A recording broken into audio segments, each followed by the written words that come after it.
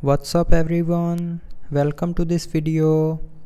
In this video I will show you how to turn on or turn off color inversion display in Galaxy S25 Ultra.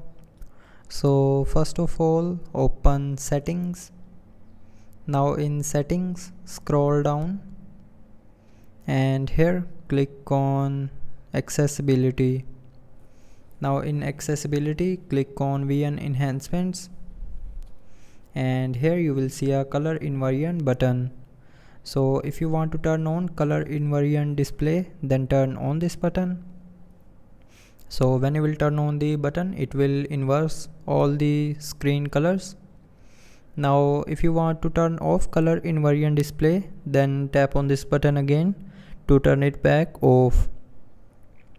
So with this button you can turn on or turn off color inversion display in Galaxy S25 Ultra.